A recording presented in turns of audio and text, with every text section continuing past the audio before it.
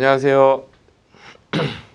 그 2021년도 그 4월 17일 날 시행된 국가직 화학공학 일반 9급 그 문제풀이를 시작하도록 하겠습니다. 하기에 앞서서 그 요 국가직하고 이제 지방직 같이 할 텐데 그 먼저 문제 총평을 좀 해보자라고 하면은 그 국가직 같은 경우에는 여전히 그 여러분들 뭐 보시면 알겠지만은 이 9급 화학공학 일반은 단위 조작이 거의 대부분이에요. 단위 조작이.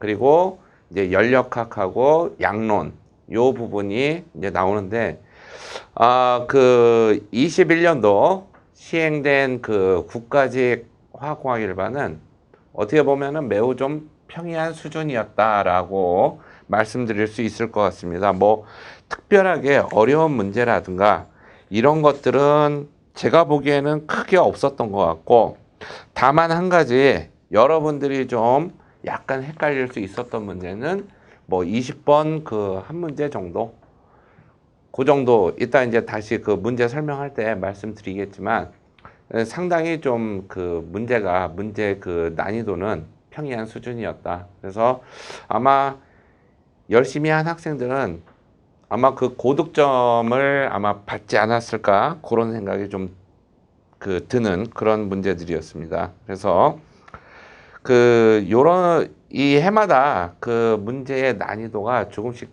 바뀌는데 어떤 때에는 어려운 문제 몇 개가 들어가지고 그걸로 이제 변별력을 그 세우기도 하고, 또 어떤 때에는 요렇게 그 문제들이 이제 쉽게 이렇게 출제가 되기도 하는데, 전체적으로 보게 되면은 뭐 요게 쉬웠다라고 해가지고 뭐 다른 것도 쉽게 나오느냐 그런 건 아니겠죠. 뭐 전체적으로 균형을 맞추기 위해서 다른 과목들은 어렵게 출제가 되니까 차라리 그 화학공학 일반을 화공직을 준비하는 입장에서는 전공에서 조금 어렵게 나오는 게 더 좋을 수도 있어요. 예. 자, 그건 뭐 제 생각이고, 자, 이제 바로 문제풀이 들어가도록 하겠습니다. 그 1번 문제를 보게 되면 1번 문제부터 이제 매우 좀 평이한 문제가 나왔죠. 뭐냐면은 표준 생성 엔탈피에 관한 문제인데, 요걸 가지고 우리가 이제 반응열 델타 H, 즉 반응열이라고 하는 것,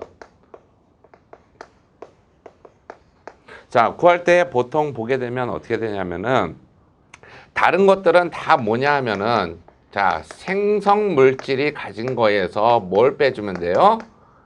반응 물질이 가진 거를 빼주게 되면은 우리가 구할 수 있으니까 표준 생성 엔탈피, 뭐 반응열 이런 것들은 다 이렇게 구하는데, 여기서 한 가지 주의해야 될 게 뭐냐면 반응 물질이 갖는 거에서 생성 물질이 갖는 거를 빼주는 경우가 딱 한 가지 경우가 있죠.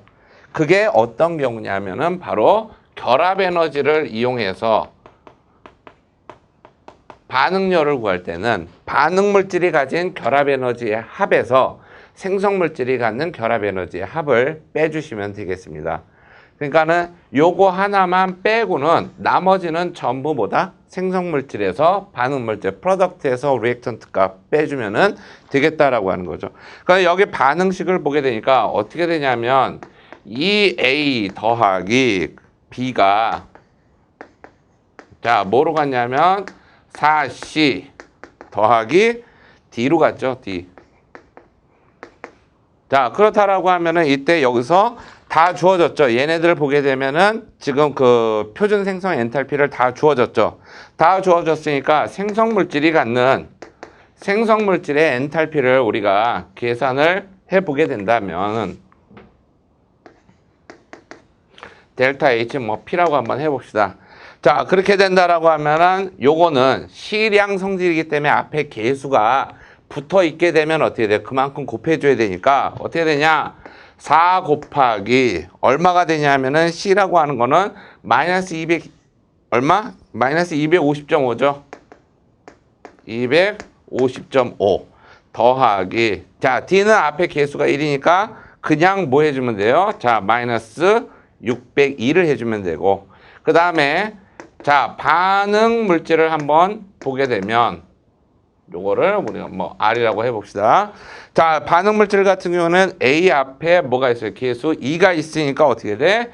2 곱하기 뭐 해줘? 마이너스 272 더하기 B는 앞에 개수가 1이죠. 따라서 어떻게 돼? 그냥 요렇게 해주면 되겠네요. 그러면은 지금 요 값에서 요 값을 빼주면은 되겠죠. 요 값은 더하면 얼마가 나오고 해가지고 계산을 하게 되면 얼마가 나오냐면 요거 그 계산해 보게 되면 얼마 나옵니까? 자, 요거는 마이너스 1604가 나오고 요거는 얼마 나오냐면은 요거는 마이너스 1574가 나오니까 여기서 빼주게 된다. 저기죠? 요게 지금 반대로 됐나? 반대로 됐구나. 요게 지금 1604가 나오죠? 요게 마이너스 1604. 그 다음에 마이너스 1574. 그러면은 여기에서 요거 빼주게 되면 되겠죠? 얼마 나옵니까? 마이너스 30. 정답은 1번입니다. 1번이고. 자, 다음에 두 번째. 2번 문제 보게 되면은 베르누이식의 가정. 자, 베르누이식의 자, 가정이죠, 가정. 자, 이거는 이렇게 외우세요. 어떻게? 자, 이상정 비점 비합. 요렇게 이제 외우면은 되겠습니다. 유치하긴 한데, 자, 이게 뭐냐면은 이상유체. 첫 번째 자, 이상유체. 두 번째 정상상태 흐름. 스테이트 플로우라는 얘기죠. 다음에 세 번째 비점성 흐름. 그 다음에 네 번째가 자, 비압축성 흐름이죠. 그러면 여기서 얘기하는 이상유체라고 하는 거는 무엇이냐? 이상유체는 그 유체역학에서 나와 있는 그 정의대로 한다라고 하면 뭐냐면 정지좌표계의 밀도와 압력으로 완전히 정의되는 유체다라고, 특정 지어지는 유체다라고 얘기하는데, 이렇게 얘기하면은 너무 어렵잖아요. 그쵸? 그러니까 뭐냐면은 전단응력, 얘네들은 전단응력, 그 다음에 점성, 그 다음에 열전도가 없는 유체가 바로 이상유체죠. 이상유체는 여러 가지 있습니다. 여러 가지가 있겠죠. 조건이 여러 가지가 있는데, 그 중에서도 시험에 이제 많이 나올 수 있는 거는 요 정도 될 거예요, 아마. 자, 또 한 가지 뭐가 있느냐면, 또 한 가지 이거하고 항상 같이 붙여 다녀야 되는 게 뭐냐면은, 우리가 하젠 포화젤 방정식 있죠. 하젠 포화젤 방정식이 조건이 무엇이냐, 요런 거. 그러면 하젠 포화젤 방정식은 어떻게 되냐면 총 7가지의 조건이 있죠. 뭐냐면은 첫 번째 뉴턴 유체, 두 번째 연속 방정식이 성립해야 되고, 그 다음에 세 번째는 뭐냐면은 마찬가지로 똑같죠. 스테이트 플로우 해야 된다. 그 다음에 얘네들은 저거하고 다르게 얘네들은 뭐냐면 점성 흐름이에요. 요거는. 그 다음에 똑같은 게 뭐냐면 비압축성. 그 다음에 완전 발달된 흐름. fully developed flow. 그 다음에 요게 제일 많이 나오는 거죠. 측류, 라미나 플로우일 때 성립한다라고 하는 거. 그래서 베르누이 방정식하고 그 다음에 하젠 포화젤 방정식이 성립하기 위해서는 우리가 어떠한 가정을 해야 되느냐, 요것도 좀 알고 있어야 된다라고 하는 거겠죠. 자, 그래서 2번에서 문제를 한번 살펴보게 되면 가정이 아닌 것은 했는데, 여기서 보게 되면 첫 번째 마찰 손실이 없고 축일이 없다라고 하는 거 이상유체라는 얘기죠. 그렇죠? 그 다음에 정상상태, 그 다음에 압축성 유체에서는 적용할 수가 없다라고 하는 거. 정답은 4번입니다. 4번. 다음에 화학공정의 개발 및 건설 과정을 시작부터 순서대로 바르게 나열한 것은 했는데, 이거는 이 부분 이제 우리가 플랜트 설계, 공장 설계라고 하는 과목에서 나오는 건데, 이거는 특별하게 여러분들이 따로 공부를 안 해도 일단 답을 아마 1번하고 3번 중에서 우리가 골라야 된다는 거는 당연히 알 수 있을 거예요. 뭐냐면 기초 연구를 해야지. 그쵸? 기초 연구를 해야지 공정 개발이 되고 그 다음에 플랜트를 설계해서 얘를 우리가 건설을 할 수 있겠죠. 자, 그러니까 뭐냐면은 여기서 가장 먼저 시행돼야 되는 건 뭐냐면 기초 연구예요. 기초 연구. 기초 연구가 가장 마지막에 일어나야 되는 건 뭐야? 바로 플랜트의 건설이겠죠. 플랜트 건설. 그러면은 답은 1번 아니면 3번인데 여기서 어떻게 되느냐 하면은 정답은 거기에서 보게 되면 1번이죠. 공정개발 연구를 해야지 플랜트 설계부터 하면 안 되겠죠. 그래서 기초연구, 공정개발연구, 공정설계, 플랜트 설계, 그 다음에 플랜트 건설 이러한 그 프로세스에 따라서 진행이 되게 돼 있습니다. 자, 다음에 4번 문제. 요것도 우리가 공장 설계에서 나오는 건데 요거는 이제 회계 부분이죠. 회계 부분. 회계 부분에서 요 네 가지에 대한 거는 여러분들도 우리가 뭐 공대 출신이니까 이런 거 몰라야 돼 그러는데 그 몰라도 돼 이러는데 그 아니에요. 이거 알고 있어야 됩니다. 뭐냐면은 우리가 기업 그 회계 연도에서 보게 되면은 어떤 하나의 기간 동안에 여러분들도 아마 그 집에서 뭐 집이 아니라 여러분들도 뭐 직장을 다니고 뭐 하게 되면은 여러분들도 많이 겪게 되는 상황이에요. 뭐냐면은 자, 1년이 지나고 나서 자, 여기서 시작해가지고 여기서 끝이 났는데 1년 지나고 보니까 내가 얼마를 모았고 또 얼마를 썼고 그래서 내가 이때 여기에서 보게 되면은 얼마만큼의 경영 성과가 나오느냐. 즉, 1년 동안에 내가 얼마를 쓰고 얼마를 벌어가지고 얼마가 남고 얼마를 뭐 투자했는데 뭐 돈이 얼마나 좀 늘어났고 자, 그랬을 때 이 경영 성과를 나타내는 것, 즉 1년 동안의 총 수익과 비용이 얼마냐라고 해가지고 그 경영 성과를 나타내는 게 바로 뭐가 돼요? 그게 포괄 손익계산서죠. 자, 그거 외에 또 뭐가 있느냐면 자, 내가 현재 8월 달인데 이 8월 달에 내가 지금 현재 내 자산 상태가 어떻게 되는지 알고 싶다. 즉, 일정 시점에 내가 얼마만큼의 현재 보유하고 있는 게 얼마 알고 있어야 되겠죠. 그래야 앞으로 어떻게 해야 될지 그 다음에 그게 나오니까 자, 이때 바로 어느 시점 여기서 제일 중요한 말은 뭐냐 일정 시점이에요. 일정 시점에 기업이 보유하고 있는 자산, 부채, 자본의 구성 상태는 바로 뭡니까? 재무상태표죠. 옛날에 우리가 할 때는 요거를 뭐라고 하냐면 대차대조표라고 그랬죠. 대차대조표. 재무상태표라고 하죠. 재무상태표. 자, 그러면은 여기서 현금 흐름표는 영업활동, 투자활동, 재무활동별로 어떻게 돼? 일정 기간 동안에 현금성 자산의 변동에 관한 정보를 제공하는 게 바로 현금 흐름표고, 그 다음에 자본 변동표는 기업실 자본이 얼마만큼 변했느냐, 그 자본의 변동을 표시한 재무제표가 바로 자본 변동표입니다. 그래서 여기서 이 문제에서 일정 시점이라는 게 나오는 순간 정답은 얼마가 된다? 정답은 누가 된다? 1번이 된다는 거를 알고 계시면 되겠습니다. 자, 다음에 5번 문제 한번 보겠습니다. 5번 문제. 자, 100kPa에서 자, 100kPa 60도씨에서 상대 습도가 80도씨인 습한 공기 요게 100몰/아워로 제습기에 들어간다. 자, 그러면 자, 이쪽으로 지금 100몰/아워로 뭐냐면은 자, 상대 습도라 그랬죠? 자, 이 상대 습도가 얼마냐면은 80%예요. 80%. 자, 이 80%로 들어가는데 이때 그 수분 중 얼마냐면은 62.5%를 응축을 시킨대. 62.5%. 그러면 수증기 62.5%라고 한다라고 하면은 여기에서 들어가는 수증기의 62.5%가 뭘로? 이게 물로 어떻게 된다? 제거된다는 얘기죠. 물로 제거가 되고 그 다음에 이쪽으로 나가게 되겠죠. 그렇다라고 하면 어떻게 돼? 여기에서 나갈 때 수증기의 분율이 달라지겠죠. 여기서.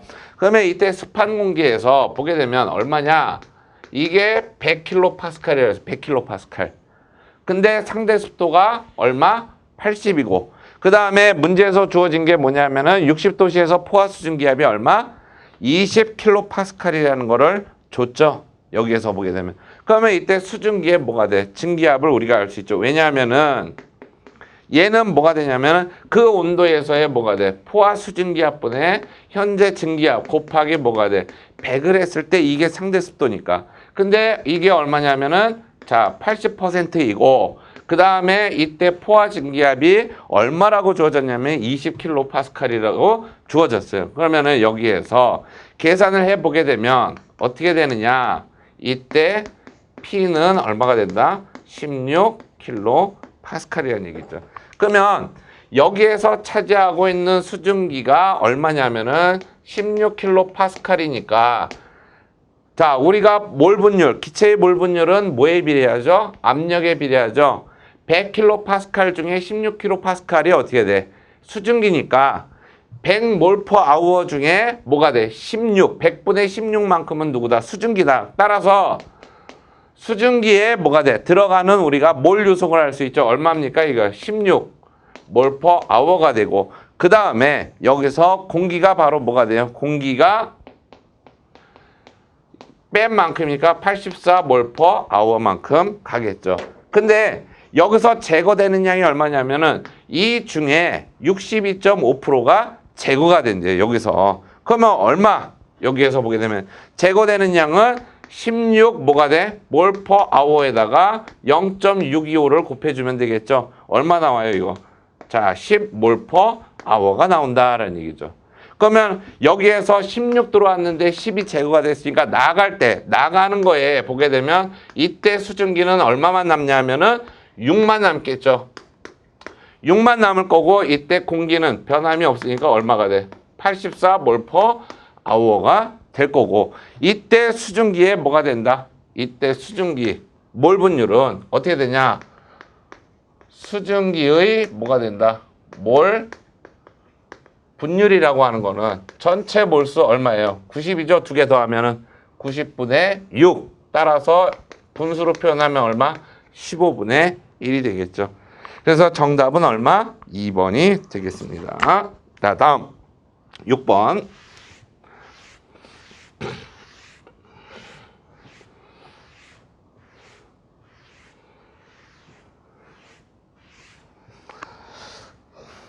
자, 6번 문제를 보게 되면 어떻게 되냐. 자, 회분식 반응기에서 일어나는 메테인의 완전 연소 반응이다. 반응물이 여기서 100몰의 메테인과 300몰의 산소일 때 반응 후 남은 산소와 생성된 몰수의 물의 몰수의 합은 해가지고 문제에서 나오네요. 자, N1이 메테인, 그 다음에 N2가 산소, N3가 이산화탄소고 N4가 물이죠.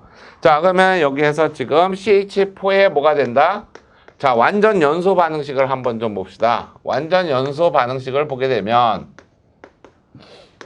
자, 어떻게 되냐면 완전 연소 반응식에서 지금 여기서 반응 전을 보게 되니까 자, 반응 전 보게 되니까 얘가 지금 100몰이 있었고 그 다음에 얘가 얼마 있었냐면은 300몰이 있었죠. 이때 여기에서 우리가 세워본다라고 하면은 어떻게 되냐. 자, 여기서 얘네들 반응식 보게 되면은 어떻게 하라 그랬죠? 여기서 제일 먼저 탄소 개수 맞추라 그랬죠. 근데 하나니까 똑같고 그 다음에 뭐 맞춰? 수소. 여기서 4개인데 여기 H2니까 어떻게 돼? 2개. 그 다음에 마지막으로 거꾸로 오른쪽에 있는 산소를 가지고 여기 맞춰주면 된다 그랬죠. 그러면 어떻게 돼? 2개에다가 여기 2개니까 총 4개 있죠. 그럼 어떻게 돼? 요렇게 돼. 그러면은 좌우에 어떻게 돼? 이제 개수 다 맞췄죠. 자, 다 맞췄는데 그럼 반응 개수 보게 되니까 어떻게 돼? 1대 2대 1대 2가 되죠. 그러면 여기서 얘가 100몰이 모두 다 반응을 한다라고 해서 여기서 보게 되면 어떻게 되냐면 메테인의 전화율이 얼마라 그러냐면 문제에서 80%라 그랬어요. 그러면은 100몰 중에 얼마만 반응한다? 80%만 반응한다라는 얘기죠. 100몰 중에 80%니까 얼마가 돼? 자, 80몰이 반응을 해요. 그러면은 개수비에 따라서 이때 반응해야 되는 산소의 몰수는 얼마냐면은 160몰이죠. 2배니까. 그쵸? 그리고 나서 생성되는 이산화탄소. 자, 이산화탄소 보게 되니까 이산화탄소 얼마 나와요? 자, 80몰 나오고. 그 다음에 얘 얼마 나온다? 160몰 나오겠죠. 그쵸? 그 다음에 반응하고 나서 남은 놈을 우리가 살펴보니까 어떻게 되냐. 300몰 들어갔는데 160몰 반응했으니까 얼마 남아? 자, 140몰 남을 거고 100몰 중에 80몰 반응했으니까 얼마?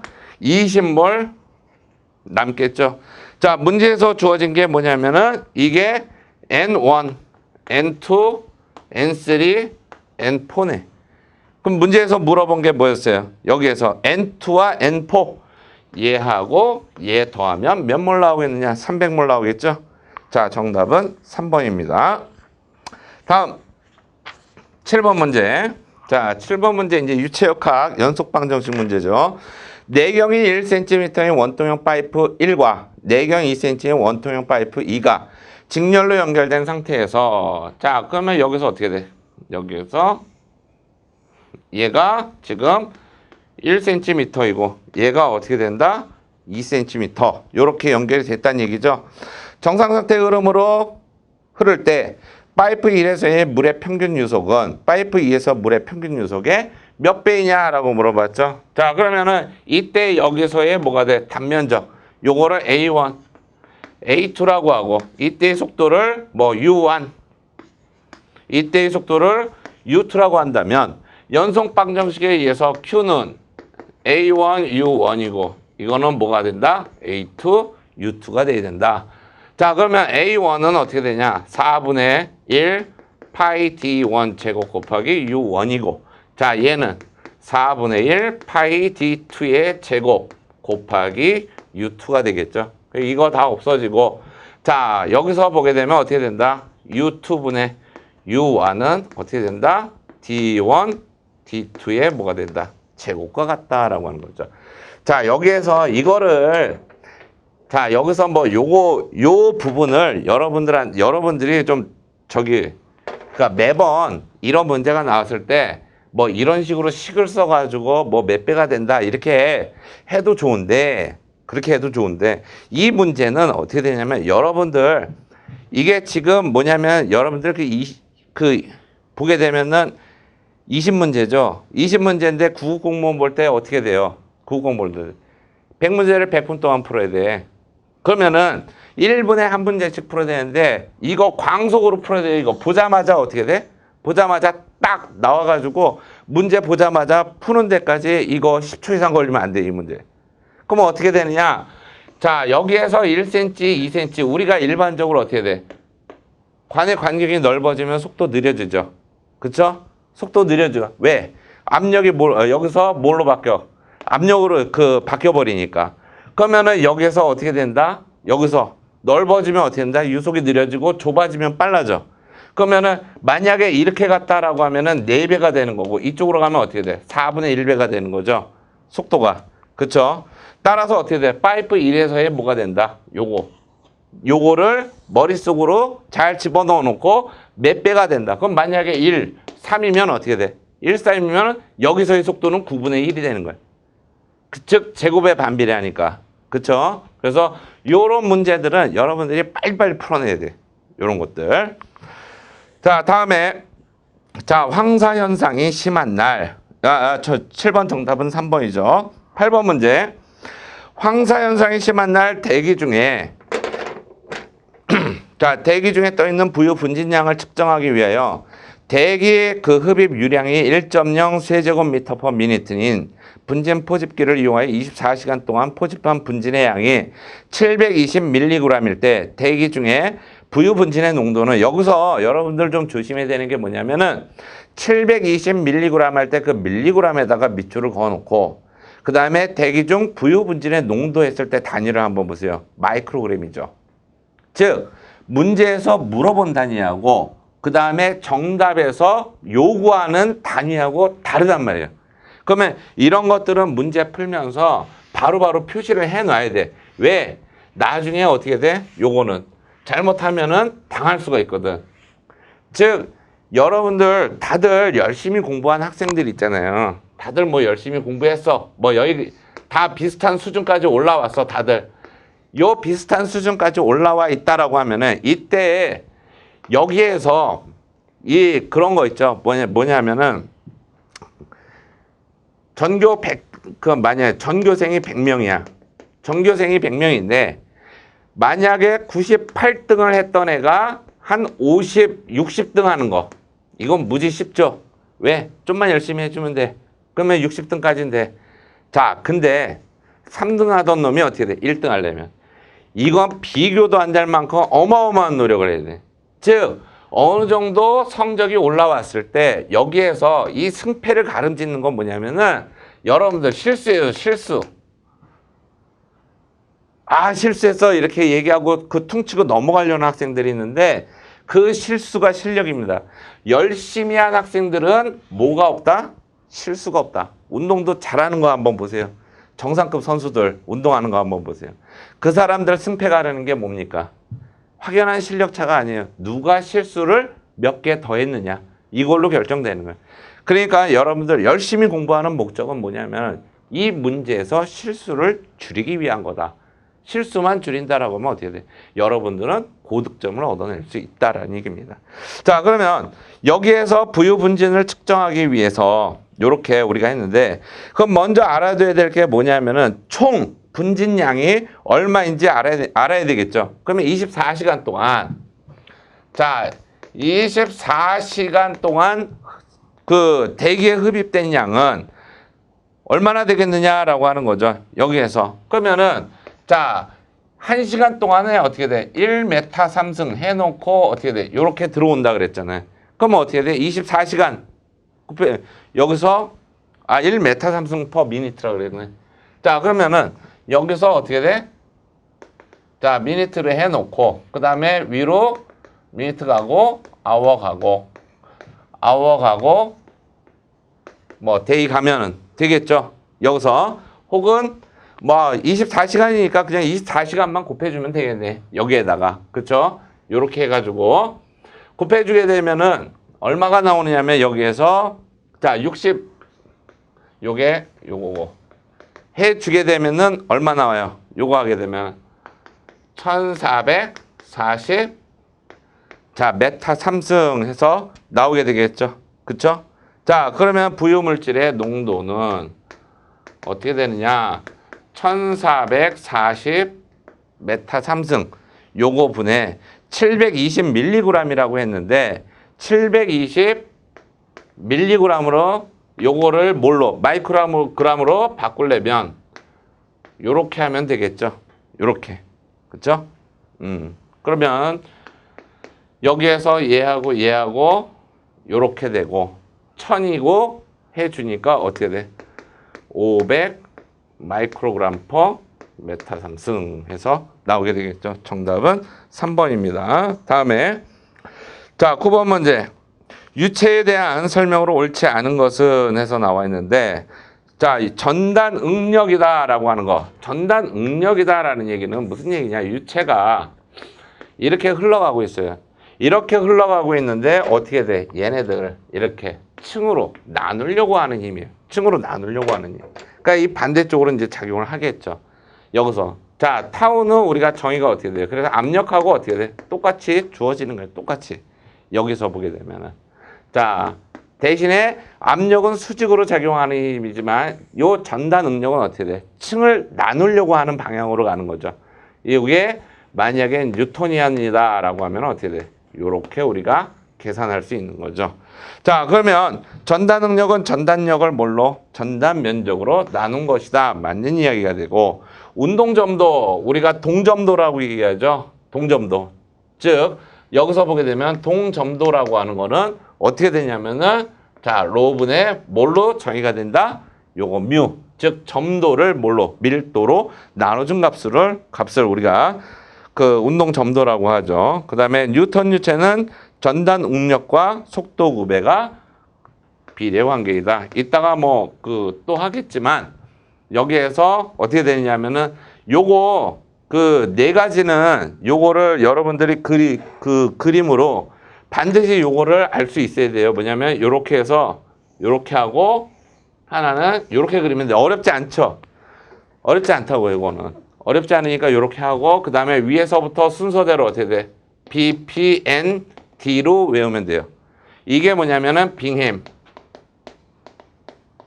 그 다음에 요게 슈도 플라스틱, 의사 가소성이죠. 유사 가소성이라고도 하고. 그 다음에 요거는 뉴토니안. 그 다음에 요게 딜레이턴트. 요거 팽창성 유체라고 하죠. 요거. 자, 그 다음에 요거. 네. 다음에 여기서 보면 빙해 유체는 전달 능력이 작아질수록 점도가 0에 그 수렴한다라고 했는데, 빙해 유체는 뭐냐면 우리가 뭐 치약 같은 거 생각하시면 돼요. 뭐냐면은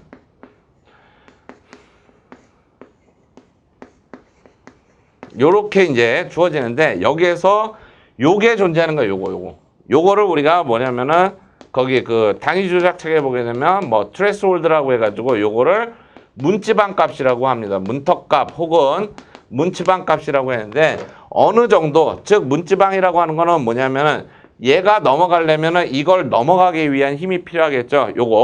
요 넘어가야 되는 요 값을 우리가 뭐라고 한다? 문지방 값이라고 한다라는 얘기죠. 문지방 값 이하에서는 절대로 어떻게 된다?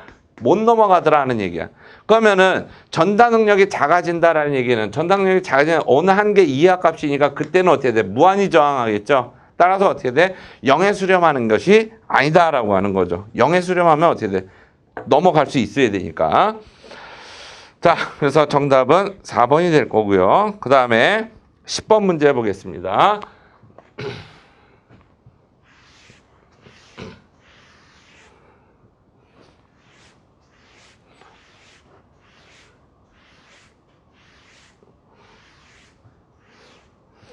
자, 10번 문제 이제 열 전달 문제죠. 판형 열 교환기의 한쪽 벽면을 내부식성 소재로 코팅하고자 한다. 자, 코팅제의 코팅 두께는 이 마이크로메타이고, 열 교환기의 금속 재질의 두께는 1cm일 때 코팅으로 인한 단위 면적당 열 전도 저항의 증가율은 어떻게 되느냐? 즉 뭐냐면 여기에 요거를 좀 크게 그릴게요. 요게 1cm야. 여기에다가 뭐가 돼? 자, 마이크로메타지 1마이크로메타인가? 여기서 2마이크로메타. 즉 2 곱하기 10의 마이너스 6승 메타. 얘는 0.1m, 0.01m죠. 여기에 금속재로 코팅을 해가지고 했는데, 그러면은 이걸로 인해서 열저항이 얼마나 증가했느냐, 이거를 물어보는 거죠, 열저항. 자, 그러면은 열전도 방정식에 의해서, 자, A분의 Q는 어떻게 주어지냐, K에 dt 뭐가 돼? dx로 주어지죠. 뭐 K를 이쪽으로 보내가지고 해도 되고. 그러면 자, 요 식을 다시 한번 정리를 하게 되면은, 여기서 뭐 dtd 요거를 우리가 뭘로 하냐면은 여기에서 델타 t 그 다음에 l로도 표현할 수 있겠죠. 자, A를 이쪽으로 넘긴 다음에 정리를 해주게 되면 어떻게 되냐면은, 자, KA분의 L 해놓고 뭐가 돼? 델타 T인데, 여기에서 이 부분을 우리는 뭐라고 불러요? 열저항이라고 부르죠. 열저항. 따라서 열저항이 얼마나 증가했느냐 이렇게 물어보면, 그러면은 먼저 여기에서 생기기 전에 열저항을 우리가 계산을 해보는데, 문제는 여기서 A가 같죠? A가 같으니까 A를 통째로 이쪽으로 넘겨가지고 그냥 뭐가 돼? K분의 L을 열저항으로 해도 괜찮다라는 얘기예요. 그러면 여기에서 R1을 보게 되면 어떻게 되냐? R1에 뭐가 돼? 요거만 보는 거야. K분의 L. 즉 K1분의 뭐가 된다? L1. 자, 문제에서 금속재의 열전도도가 얼마라고 이제 얘기를 했냐면은 10으로 주어졌죠? 문제에서. 따라서 어떻게 된다? 10분의 뭐 해줘? 여기서 0.01 해주게 되면 10의 마이너스 3승이 나올 거고. 자, 코팅제를 했다 이거예요. 코팅제. 여기서 보게 되면은, 자, 코팅제 소재의 열 전도도는 이렇게 했어요. 여기서 보게 되면은, 자, 그러면은 여기서 코팅제의 열 저항은 어떻게 되냐? K2에 뭐가 된다? L2니까 얼마 해주면 되냐면 2 곱하기 10에 뭐가 된다? 자, 마이너스 2승이고, 그 다음에 2 곱하기 뭐가 돼? 10의 마이너스 6승 해주게 되면 뭐가 돼? 10의 마이너스 4승이죠. 자, 그러면은 이때 전체의 열 저항은 어떻게 되냐면 요거니까 얼마만큼? 원래 있던 거에 이만큼 증가를 했던 거 아니에요. 그쵸? 그러면 증가율이라고 하는 거는 뭐냐? 문제에서 물어보는 증가율은 처음 열저항보다 얘가 얼마나 증가를 했느냐, 그 비율을 물어보는 거니까 처음에 열저항이 이거였고, 그 다음에 나중에 추가된 열 저항이 얼마가 돼? 이만큼이죠. 여기서 보게 되면은. 그렇죠? 그 여기서 곱하기 얼마? 100을 해주게 되면 얼마 나온다? 10% 증가를 한다라고 하는 게 나오죠. 자, 다음. 자, 11번 문제 보겠습니다. 자, 레이놀즈 수의 물리적 의미는 해서 나와 있는데 요거 여러분들 많이 봤죠? 이런 문제들은 지금까지 수없이 많이 나와 있는 거죠. 그쵸?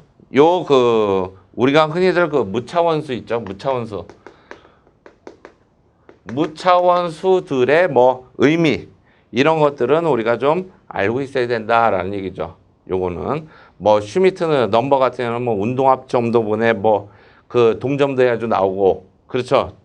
그러니까는 여러 가지 얘기 나오는 거 그것들을 그때 나올 때마다 여러분들이 정리해가지고 잘 알고 계셔야 돼요. 무차원수가 많이 나오는 건 이제 열 전달하고 물질 전달 쪽에서 좀 나오고 제일 많이 나오는 건 열 전달 대류에서 제일 많이 나오니까 거기서 좀 정리를 좀 해 두시는 게 좋을 거예요. 자, 여기서 레이놀즈 수의 자, 여기서 보게 되면 얘는 어떻게 주어져? 요거분의 자, 요거죠. 그러면은 밑에는 뭐냐? 점도니까 바로 뭡니까? 점성력이고 위에는 질량이 작용하니까 바로 뭐가 되는 거야? 관성력이 되는 거죠. 여기서 그래서 관성력, 점성력인 정답은 2번이고 여기서 이제 오일러 수라고 하는 게 나오는데 오일러 수 같은 경우에는 어떻게 주어지냐면 로 V 제곱분의 뭐가 된다? 델타 P 해가지고 압력 그 다음에 요거는 관성력입니다. 그 다음에 그라쇼프 넘버죠. 4번은 그라쇼프 넘버는 복잡하니까 쓰지 않고 여러분들 교재에 찾아보시기 바라겠습니다. 정답 2번이고요. 다음에 12번. 자, 복사라고 하는 건 뭐냐면은 우리가 열 전달 방법 중에 크게 세 가지가 있죠. 전도, 대류, 복사. 전도라고 하는 거는 고체 물질을 따라서 전달이 되는 거고 그 다음에 대류라고 하는 건 뭐냐면 공기나 물처럼 얘네들 밀도 차이에서 열이 이동하는 걸 대류라고 하죠. 복사라고 하는 건 뭐냐? 복사라고 하는 건 만약에 열 이동 방식이 전도하고 대류밖에 없다라고 하면 진공에서는 열이 전달되면 안 되죠. 근데 진공에서도 열이 전달이 되죠. 뭐 보고 할 수 있어? 태양이 지구한테 어떻게 돼? 에너지를 주니까. 해 뜨면 따뜻해지고 해 지면 추워지고 우리가 매일 느끼는 거 아닙니까? 자, 그러면 이 우주 공간은 거의 진공으로 되어 있는데 전달이 되죠. 즉 뭐냐면은 매질, 즉 열을 이동시켜주는 물질 필요 없이 직접 전자기파 형태로 전달이 되는 걸 우리가 복사라고 그래요. 그러면 1번 복사열 전달에는 전달 물질, 즉 매질이 필요 없다. 맞는 얘기고. 자, 그 다음에 흑체에서 단위 면적당. 흑체라고 하는 게 뭡니까? 블랙바디. 자, 열 에너지, 복사 에너지를 100% 흡수할 수 있는 가상적인 물체죠. 즉 얘네들은 스테판 볼츠만 법칙에 의해서 어떻게 돼? 절대 온도의 4제곱에 비례한다라는 식으로 우리가 알 수 있죠. 자, 복사에 의한 에너지 전달량은 에너지가 교환이 되는 두 면이 완전 진공에 의해 분리되어 있을 때 어떻게 됩니까? 이때 최대가 되죠. 이때. 그렇죠? 자, 왜냐하면은 진공이다라고 하면은 전도나 대류에 의한 열 전달이 안 일어나니까 제일 많은 건 뭐가 돼요? 복사죠. 복사에 의한 열 전달이 최대가 되겠죠. 따라서 정답 3번입니다. 흑체는 들어오고는 복사 에너지를 반사하거나 투과하지 않고 어떻게 된다? 100% 흡수만 한다. 따라서 실제 존재한다, 안 한다? 존재하지 않는 가상적인 물체죠. 다음에 정합비열의 정의 해가지고 나와 있는데 정합비열의 정의 CP는 어떻게 주어집니까? 자, 라운드 H, 라운드 T, P로 정의가 되죠. 그 다음에 정용 연용량, 정적 연용량이라고 그러죠. 어떻게 됩니까? 내부 에너지. 요렇게 되겠죠. 그래서 우리가 흔히들 정의 얘기할 때 줄 3개 긋죠. 요렇게 해서 하나, 둘, 셋 해가지고 요거 정답 4번입니다. 자, 다음에 여러분들도 아까도 제가 얘기했지만 계속 나오던 문제들 계속 반복이 됩니다. 요 다음 문제도 마찬가지예요. 라울의 법칙 이용하는 건데 벤젠과 톨루엔의 그 혼합물이 기획평형을 이루고 있다. 자, 여기에서 보게 되면 여기에 뭐가 있다? 벤젠이 있고 그 다음에 자 톨루엔이 있어요. 그러면 여기서 저는 어떻게 놓을 거냐면 벤젠을 A라고 놓고 얘를 B라고 한번 놔볼게요. 여기서 A라고 놓고 그 다음에 얘를 B라고 놓고 그 다음에 우리가 보게 된다라고 하면 여기서 어떻게 되느냐?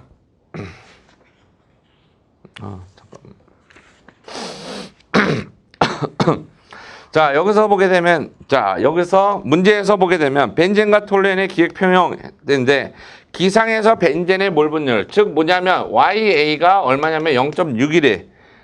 그러면 여기서 톨루엔의 기상 몰 분율도 나오죠. B라고 났으니까 얼마가 돼? 0.4 해서 나오겠네. 그러면 X상에서 존재하는 벤젠의 몰 분율을 XA라고 하고 그 다음에 톨루엔의 몰 분율을 XB라고 한번 봅시다. 여기서 자 XB라고 우리가 이렇게 봤을 때 어떻게 되느냐 하면은 이때 여기에서 P라고 하는 건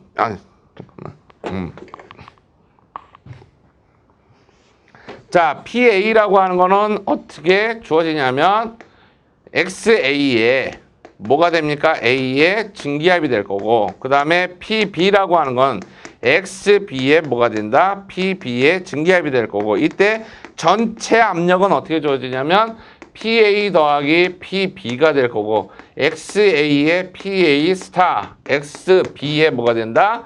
PB의 스타가 되는데 이성분계니까 어떻게 해주면 돼? 이성분계니까 XA의 PA 스타 더하기 1 빼기 XA의 뭐가 된다?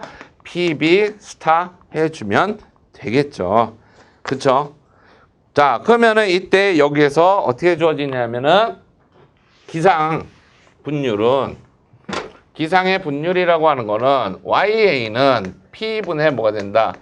PA가 되니까 여기에다가 다 집어넣게 되면 여기서 한번 봅시다. 자, 문제에서 자, X상에서의 몰 분율, 기상에서의 몰 분율이 이렇게 된다라고 했으니까 여기서 X상에서의 몰 분율은 어떻게 되겠느냐 해서 물어봤죠. 그러면 전체 압력 여기다 한번 집어 넣어 봅시다.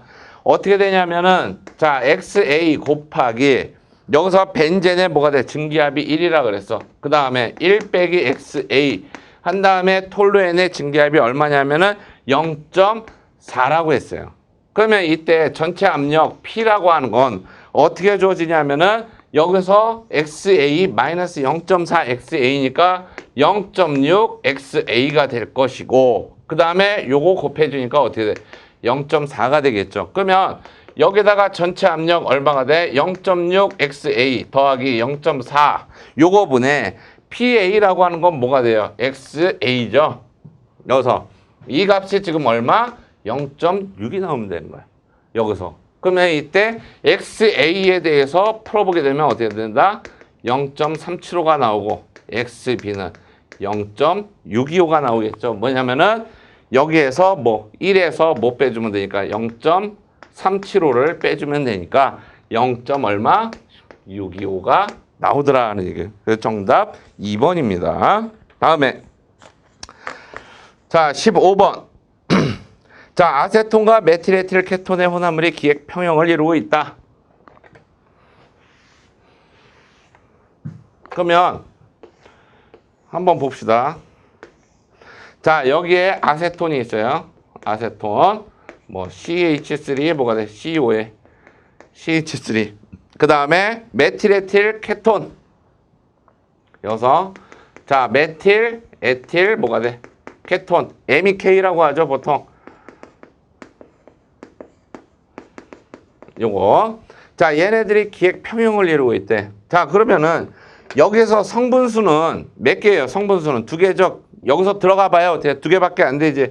자 자유도 구할 때 C-P 플러스 2니까 이때 성분수는 2가 될 것이고 그 다음에 상위수가 어떻게 돼요? 여기서 보게 되면은 상위수 2가 되죠.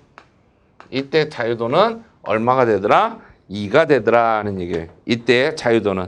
그러면 이때 자유도와 같은 거 찾아보게 되면 자 수증기와 평형을 이루고 있는 액체 물이다. 그러면 여기에다가 뭐가 돼? 이제 물로 보게 되면 물하고 수증기니까 어떻게 된다? 자, 이때 성분은 1이고 그 다음에 상은 얼마고? 2고 여기다 2 더해주니까 얼마냐면은 이때 자유도는 얼마가 된다? 1이 되더라. 다음에 두 번째, 수증기 및 질소의 혼합물과 자, 수증기 및 질소의 혼합물과 평형을 이루고 있는 액체 물이라 그랬어요. 그럼 여기에 물이 있고 평형을 이루고 있고 그 다음에 여기에 뭐가 있어? 수소하고 뭐가 있다? 질소가 있더라 하는 얘기예요. 그러면 이때 성분수는 얼마가 돼요? 여기서 보게 되면은 이때 여기서 성분의 수는 뭐야 이거 문제에서 수증기라 그랬죠? 수소가 아니라. 그러면 이때 성분수는 물하고 요건 똑같으니까 이때 성분수는 어떻게 돼? 2가 될 것이고 상위수 액체와 기체 요렇게 되겠죠. 따라서 니은은 2가 되겠네. 다음에 자체 증기와 평형을 이루고 있는 에탄올 수용액. 자체 증기라고 했으니까 이때 자 에탄올 수용액하고 이때 증기가 평형을 이루니까 성분수는 1이고 상위수 2고 따라서 어떻게 돼? 1 나오죠. 자유도. 그쵸? 여기 잠깐만. 자체의 증기와 에탄올 수용액이라 그랬죠? 아유씨 큰일 날 뻔했네. 에탄올 수용액이니까 여기에 물이 있겠네. 그러면 성분수가 어떻게 돼? 여기에서 2가 되죠? 따라서 어떻게 돼? 자유도 2가 나오겠네. 다음에 기체, 액체, 고체가 평형을 이루는 순수한 메탄올, 순수한 물질이 삼중점에 있는 거죠. 이때 삼중점에 있으면 어떻게 된다? 자유도 0이다라고 하는 거. 네. 그래서 정답은 어떻게 돼? 3번이 되겠죠. 니은 디귿 두 개. 다음에 자 16번 한번 봅시다.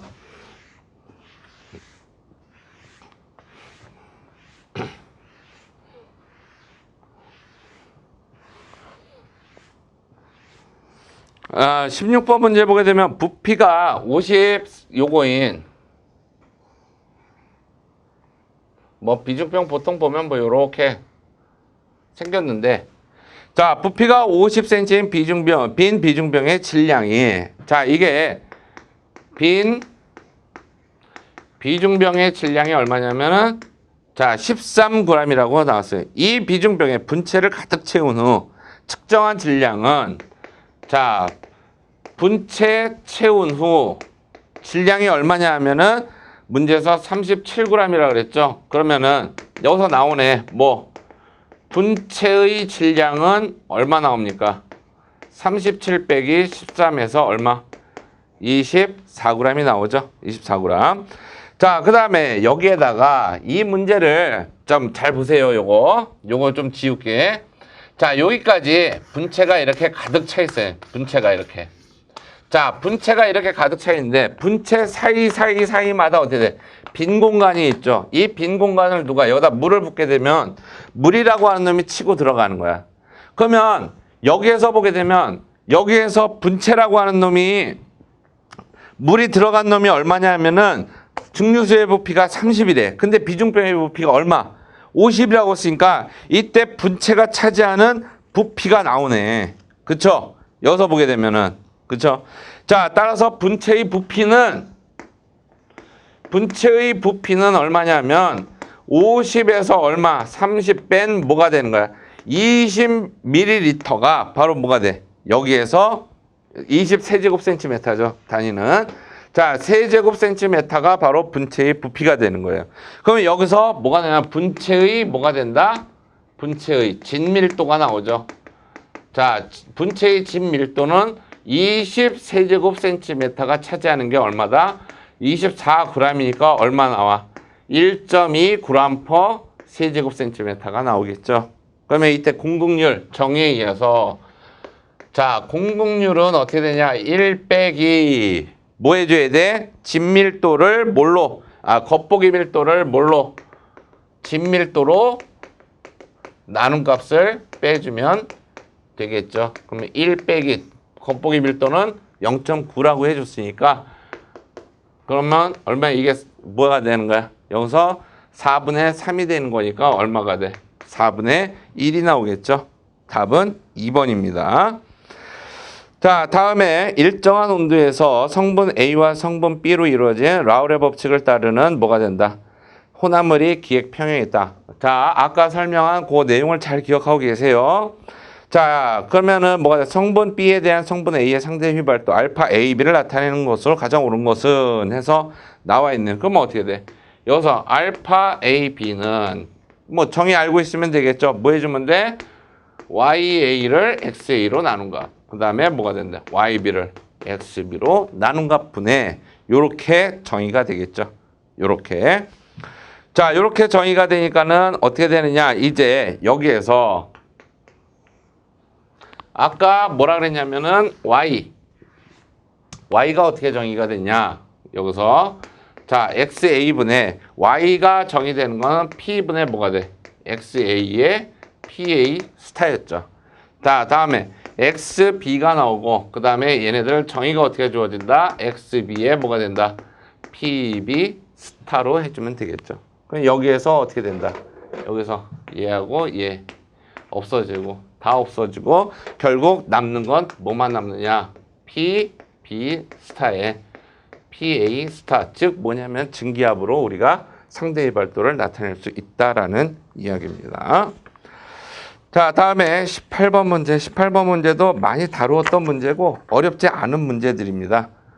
자, 뭐냐면 카르노 사이클 해가지고 나오는데 카르노 사이클 같은 경우에는 몇 개의 과정으로 되어 있죠? 두 개의 과정, 총 4개인데 두 개의 등온 과정과 그 다음에 두 개의 뭘로? 단열 과정으로 이루어져 있죠. 여기서 자, 얘네들을 우리가 PV 요걸로 나타낸다면 자, 여기서 뭐가 돼? 자, 등온이죠. 등온 뭐가 된다? 팽창.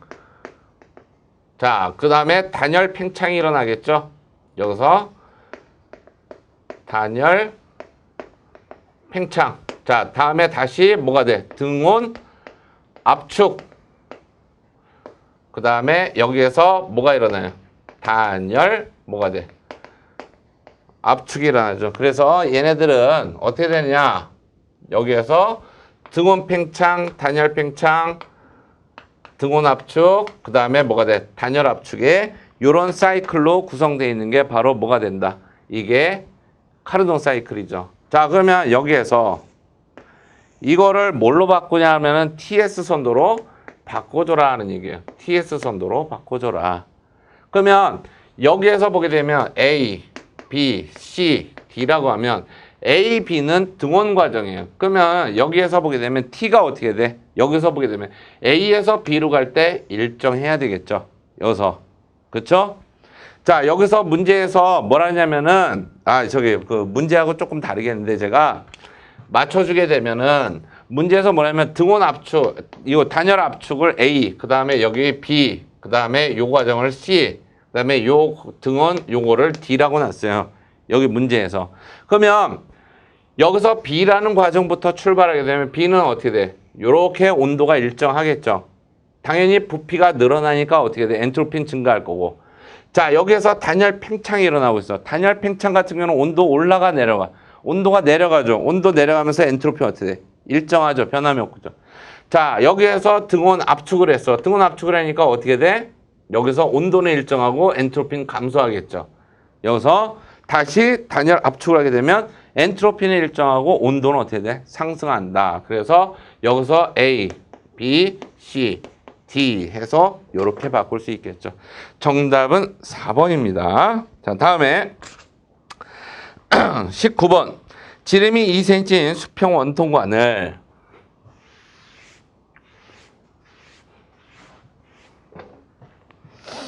자, 지름이 2cm인 수평 원통관을 통해서 레이놀드 수가 240인 조건으로 유체를 수송하던 중 관이 파손돼서 새로운 관으로 교체했다.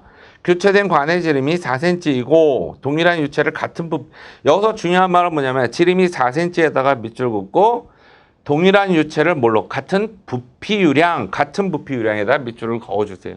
야, 뭐냐면 처음에 얘가 얼마냐면은 지름이 2cm이고 이때 레이놀즈 넘버가 얼마냐면 240이라 그랬어. 240. 자, 근데 얘가 어떻게 됐냐면은 관이 파손돼 가지고 이거를 4cm짜리로 늘린 거야. 4cm짜리로 늘렸으니까 어떻게 되면 같은 부피 유량이다라고 하면은 2cm에서 4cm 2배 늘어나게 하면 속도는 어떻게 돼? 4분의 1로 바뀌겠죠. 그쵸? 4분의 1로 바뀔 거 아니야. 그러면 우리가 레이놀즈 넘버는 어떻게 되냐면은 뮤분의 du 로인데 여기서 이 값은 변함이 없죠. 변함이 없는데 여기서 보니까 얘는 어떻게 돼? 4분의 1이 되고 얘는 2배가 됐으니까 전체적으로 보게 되면 어떻게 돼? 레이놀즈 값은 2분의 1로 감소해야 되겠네. 따라서 정답은 얼마? 1번이 되겠습니다. 다음에 20번 문제 보게 되면 20번 문제가 아마 여러분들이 풀면서 풀었는데 잘 푼 것 같은데 나중에 나와서 답을 맞춰보니까 정답이 어떻게 돼? 1번이 아니라 몇 번이냐면 2번으로 나와서 상당히 많이 의아해했을 것이다. 이렇게 생각을 합니다. 왜냐하면 저도 이 문제를 보고 맨 처음에 딱 풀었을 때 아차 싶었거든요. 자, 근데 여기서 보게 되면 대류라 그러죠. 대류라 그러니까 이 대류라고 하는 건 어떻게 돼? 모든 방향으로 지금 대류가 일어나는 거야. 이게. 그 다음에 이 밑에는 뭐가 깔려 있었냐면은 단열판이 깔려 있대요. 단열재. 그리고 문제에서 주어진 조건에 따라서 보게 되면 어떻게 되냐면은 지금 그 가로 세로의 길이가 얼마냐면 요게 20cm고 25cm이고 두께가 얼마? 1cm라고 문제에서 주어졌죠. 여기서 보게 되면은. 그리고 온도가 어떻게 되냐면은 20도씨 공기 중이고 철판이 어떻게 된다? 여기에서 그 철판이 220도씨이고 그 다음에 이 외부 공기의 온도가 어떻게 돼? 20도씨이니까 이때 열 전달 속도 어떻게 되느냐라고 물어봤는데 이때 열 전달 속도는 어떻게 해주면 되면 HA에 델타 T 해주면 되겠는데 대류 열 전달 계수는 주어졌어요. 얼마? 10으로. 그러니까 여기에서 이렇게 해가지고 하면 될 것 같은데 여기서 가장 관건은 뭐예요? 요거죠, 요거. A. 모든 방향으로 일어나고 즉 밑에 단열재를 뺀 나머지 5면을 통해서 전부 대류가 일어나는 거예요. 그러니까 이때 그 전체 표 면적을 우리가 계산을 해보게 되면 자 어떻게 되냐면은 요 면적 하나죠. 따라서 어떻게 돼? 0.2 곱하기 0.25. 자, 그 다음에 요 면 2개가 있겠죠. 요 면 2개. 따라서 어떻게 된다? 0.25 곱하기 0.01 곱하기 2가 될 것이고 그 다음에 요 면도 2개가 있겠죠. 어떻게 됩니까? 0.2 곱하기 0.01 곱하기 2 해가지고 나오게 돼. 이거를 다 더하게 되면 얼마 나오냐면 0.059 제곱미터가 나오게 돼요. 이걸 할 줄 알았어야 돼, 이걸. 여기서 한쪽 면, 이것만, 넓이만 계산하면 어떻게 돼? 100이 나오죠? 전체 표면적으로 해야 된다. 자, 그렇다라고 하면은 여기에서 어떻게 되냐, 이제 계산을 해보게 되면 10 곱하기 0.059 곱하기 뭐가 된다? 220 빼기 20 해주게 되면 얼마? 118W가 나오더라는 얘기입니다. 그래서 이렇게 해서 이제 9까지 9급 그 화공 일반 문제를 좀 다 풀어봤는데요. 여러분들이 보시기에도 그렇게 아주 큰 난이도의 문제는 없었죠. 자, 요 시험은 요렇게 이제 좀 평이한 그 난이도로 나왔는데 해마다 난이도가 춤을 추기 때문에 뭐 올해 난이도가 다음 해에는 난이도가 어떨 것이다 이렇게 섣불리 예측하는 거는 좀 그런데 아무래도 요거보다는 조금 더 어렵게 나올 것 같아요. 그러니까 여러분들 열심히 공부해 주시길 바라겠습니다. 자, 9까지 9급 화공일반 문제풀이 마치겠습니다.